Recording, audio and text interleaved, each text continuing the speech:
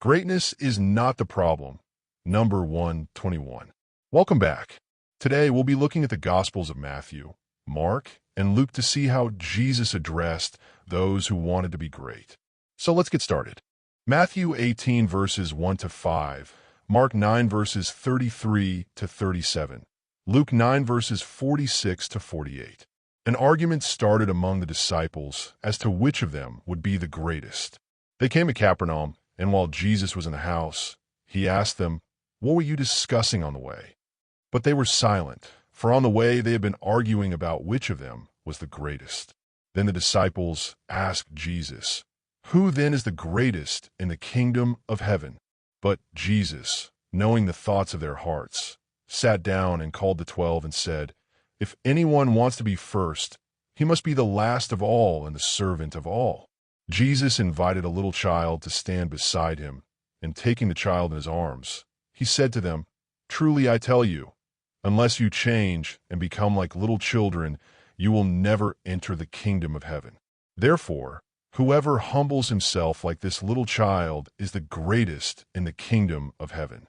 And whoever welcomes a little child like this in my name welcomes me. And whoever welcomes me welcomes not only me, but the one who sent me. For whoever is the least among all of you, he is the greatest." My thoughts. Greatness is not the problem. It's how we strive to get there. The problem with the 12 is that they were so typically like the world, they were actually going the wrong direction. This is part of Jesus' right-side-up theology. If anyone wants to be first, he must be the last of all and the servant of all. The world has it upside down. According to the world, you have to scrape and scratch and scheme your way to greatness. Jesus says you have to serve, submit, and sacrifice your way to greatness. As disciple makers, we will struggle with the desire ourselves and deal with this ambition in those we mentor. Notice Jesus didn't squelch the desire to be great. He just showed them the right way to get there. We can unintentionally wield the heavy mallet of criticism, stifling ambition and dampening the zeal of Jesus' disciples to excel and accomplish great things for God. We don't want to turn the disciples of Jesus into a bunch of wet noodles. Instead, we should channel their passion and zeal, guiding them to pursue greatness through humble service, steadfast submission, and sacrificial love as Jesus modeled, so they can boldly impact the world for his glory. My story.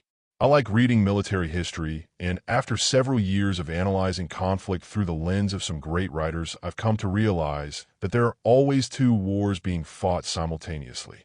The first is the war itself, and the second is the internal conflict among generals within their own ranks.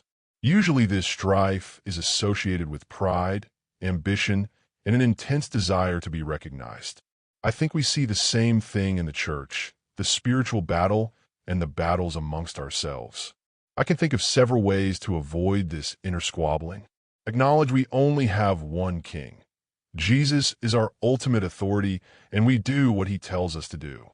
Acknowledge the king has given different orders to different commanders. Stay in our lane and appreciate and support those in a different lane.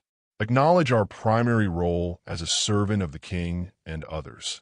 Look for ways to ensure success not only of what we are doing, but also the enterprise of others. Acknowledge that we can't do it all, and the mission can't be accomplished without interdependence on others. We are part of a body with various gifts. Acknowledging that our individual contribution is just as important as others. We should throw our full weight behind whatever we are called to do for the sake of the whole. Our action plan. Now it's time for application. Here's some ideas. Are you striving for greatness the way Jesus describes? Teach and model servanthood for those you're discipling. Do a Bible study with those you are discipling on how Jesus served people and how people expected him to serve them. So let's keep our hearts set on true greatness, the kind Jesus taught. Humble service and sacrificial love. By channeling our zeal to lift others up, we'll shine bright for his glory and make a real difference in this world.